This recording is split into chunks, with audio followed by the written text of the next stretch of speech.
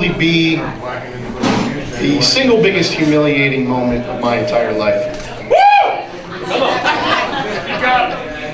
Oh, and there's a lot more women in the crowd than I anticipated too. So just apologize to you guys ahead of time, and hopefully y'all don't hate me afterwards. So. No promises. On any given Saturday night at the famous Beeville Diner in downtown Baldwinsville, you'll find there 4 semi-middle-aged men wasting away another valuable weekend night.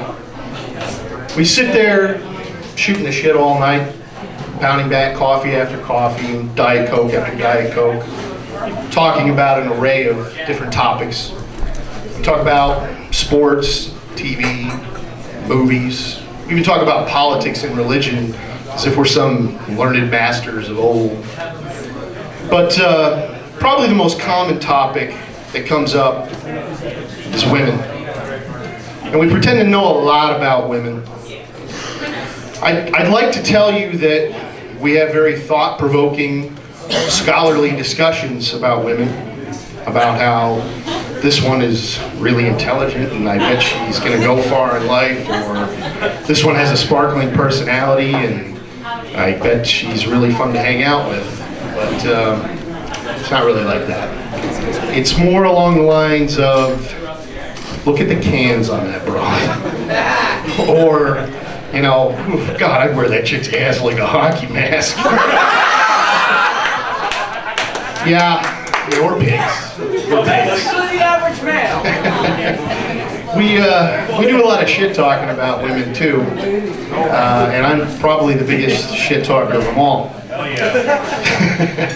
The shit talker is one that talks up a big game like, I'm gonna go over to that chick right over there, and I'm gonna give her 15 minutes and she's not gonna be walking when I'm done with her.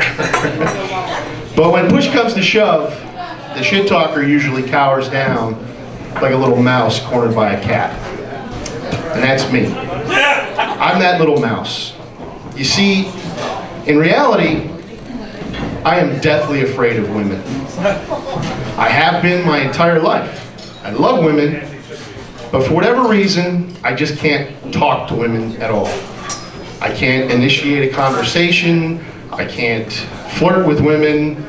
It's a curse, it really is. And I'd like to get rid of it, but I don't really know where, well, I know where it comes from. I mean, obviously I sexually objectify women through internet porn, and that's where I learned everything I need to know about women, but that's neither here nor there, so. But it's really plagued me my entire life, and I really wanted to get rid of this curse because it's not that I'm trying to really seek out sex with women, it's more along the lines of, for my own ego, I just want to be able to talk to a woman, maybe innocently flirt with her, and have a conversation with her without her wondering what facility I just escaped from. With the onset of my 40th birthday a few years ago, I decided this would be the year that I would shed this curse. This would be the year that I'm finally going to break out and I'm going to be having conversations with women like I normally would. I mean, it should be super easy. I do things that make myself an even bigger idiot. I work in sales, so I'm constantly talking to people all day long. I made an ass out of myself in the wrestling ring for, 5 years now, I mean, for Christ's sake. And then I do stupid shit like this, too. But yet, I can't talk to a woman. Don't know why. With the onset of that 40th birthday, that would be the year. And as some of you know, I used to work for kind of a famous beef jerky company. I worked for Jack Link's Beef Jerky for years, and I was a sales representative for them. Part of that job, part of what I would do for them would be holding sample events. Like you see in the grocery store, people pass out samples, packages, and stuff like that. That was part of my job, but it was mostly done in a Walmart setting. So for my particular problem that I had, where I couldn't talk to women, especially attractive women, wasn't really an issue at Walmart, so. But one particular day, I received an email for a work order to perform a demo at SUNY Binghamton University during a culinary event at their cafeteria. I thought that was a rather strange place for me to be performing an event like that, passing out beef jerky, but then it hit me. College chicks. What an easier target. What easier target is there than college chicks? This would be my opportunity to shed this curse. I was going to flirt with some young college chicks when I was there. This was going to be great. But first, I had to prepare for this. I had to do some research. So, obviously, the first place I went, Pornography. dormroomgangbang.com.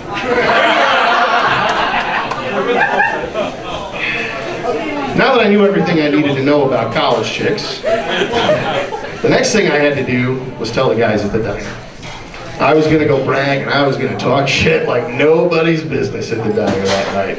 And I told them, and they teased the hell out of me because they all knew that it was just going to be another one of these events where I make a complete idiot out of myself. Little did I know, they were totally right. They even teased me like, Joe, one of those chicks is going to come up to you and she's going to be like, Mr. Jack likes beef jerky? Oh my God, you're coming back to my dorm room with me. And I said, well, if she does, I'm going to learn her real good. So as the event got closer, I began to get more and more nervous about it, trying to prepare for the event, making sure I had all my times right, what time I was supposed to be there, what time I was going to be there till. It shouldn't have been this way because this was an easy thing to do, but I just became obsessed with it. And on the day of the event, I arrived at around 4 o'clock in the afternoon. I was told the event was supposed to start at 4:30 and run until about 9:30 at night. When I arrived, I got some directions to the building and drove around to the back. And it was a pretty tall 5-story building. And of course, the cafeteria was on the top floor. 5th floor, in fact. And for some strange reason, they had no elevator at all. I don't know, that was kind of weird. So I went up to the top of the floor and found my point of contact person that I needed to find.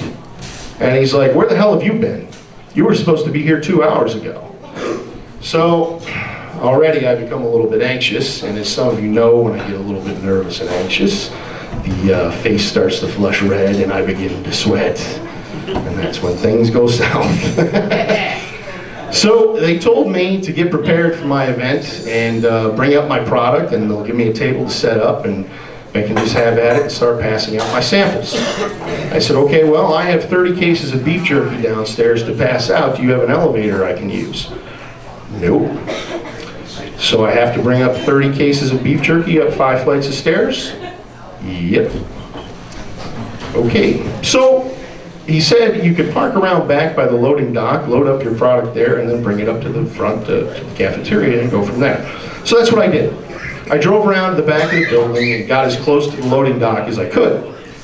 But blocking the loading dock were 2 dumpsters. One was a garbage dumpster, and the other was one of those grease trap dumpsters. And in order to get my product where I needed to go, in order to stage it to carry it 5 flights of stairs up to the top of the building, I had to crawl in between those 2, the grease trap and the garbage dumpster from there. As I did that, I, of course, slipped and fell. And I fell right against the grease trap dumpster, which left about a 3-foot stain on my brand new tan khaki pants. Great. I looked like an idiot already. And as that happened, it began to rain. Not just a little bit of rain, not just like a, good thunderstorm or anything like that. Not even like Binghamton's famous for their rainstorms. This was more of a, fuck you, Joe, type of rain. So basically a monsoon, right? Oh yeah, a monsoon. And it takes some time to load 28 cases of beef jerky up onto the dock there, so I was out there getting completely soaked for a good half hour. And then, after that, I had to get 28 cases of beef jerky up 5 flights of stairs. They're kind of odd-shaped boxes, a little awkward to carry, so you could only carry 4 or 5 at a time. Like me, that means I got to take these things up about 8 different times. Well, guess what happens when I take 5 flights of stairs up and down 8 times? Yeah, I'm a sweaty mess and my face is turned completely purple. So I got done finally after carrying all those cases of beef jerky up there, and already my heart's pounding, my blood pressure's way up, I'm completely soaked, I have a huge grease stain on my pants, my shirt's hanging out halfway like that, my jacket's all crumpled up and completely soaking wet. I have no time to even clean up because they want me to continue handing out beef jerky, and then here come the college kids, right into the cafeteria. And for SUNY Binghamton, for some strange reason, especially in their culinary school, the population is probably about 95% women. So I already knew I was in a little bit of trouble, and that my brave idea of getting rid of my curse was not going to work at this event at all. So I decided I'd come up with a different plan. They gave me a table there to pass out my beef jerky samples, and I said, to hell with this, I'm just going to throw all these samples up on the table, let the kids tear them apart, and I'll be in and out of here in less than a half an hour. So I got on my knees like this, and I kind of hid myself under the table, throwing bags of beef jerky up on the table without looking anybody in the eyes at all. And I figured the quicker I could do this, the quicker I could get out of there and not turn this into some sort of disaster event where I embarrass myself again. And as I'm on my knees like this, I hear a voice. And the voice says, "Oh my God, Mr. Jack Links, you're coming back to my dorm room with me."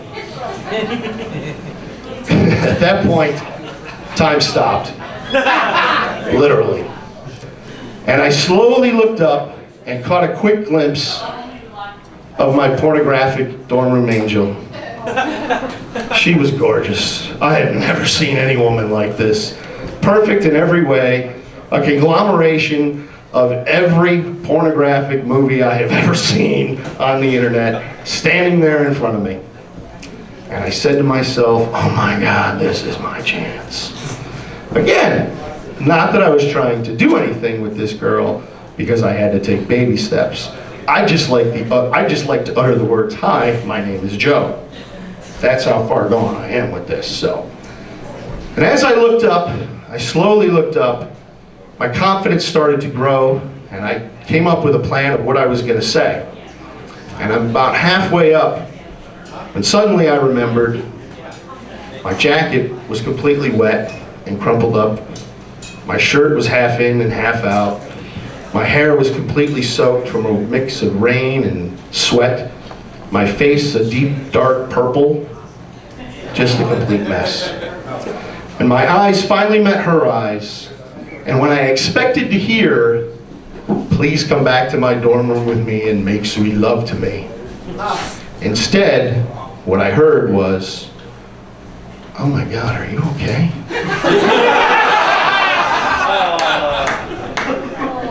I was crushed. I said, yeah, I'm okay, thanks. And I threw the last of my cases up on the table. And I got the hell out of there as quick as I could. And I stayed in a hotel that night down in the Binghamton area, and that was a pretty rough night. But I decided that night that I'm going about this the wrong way. This is totally stupid. I don't even know why I'm bothering with pornography on the internet or anything like that, because there's so many better things to do in life too that you have to take advantage of. And you know something, the most ironic part of this entire story, the most ironic part of this entire story is that I've been married for the last 18 years. And I think the reason that I wanted to do this was I never really got the girl. In my marriage, which is great, I love my wife and I love my kids, she's the one that got me. I didn't get her, she got me. So, in trying to be a man, I never really went out and clubbed a woman over the head and took her home with me or anything like that. So as I started getting older, maybe I subconsciously felt like I had to do something like that instead. But then I realized after this event that, you know, what a foolish idea that really was, and that I should be appreciative of what I really had, and you know, shed this foolish idea altogether. So that was about 1.5 years ago, and I'd like to think that I'm getting a lot better in not dealing with many sexual objects anymore. It's taking time, but you know, I think I'm getting better. So that's the story there. So you know, if you have that, but and by the way, you know, in regards to my pornographic dorm room angel, I guess it's good that I didn't do anything with her because she never would have left me alone. Been begging for more anyway, so thank you guys.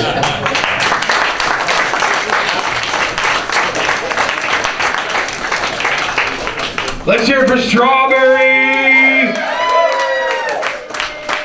Trades, we got an art gallery upstairs.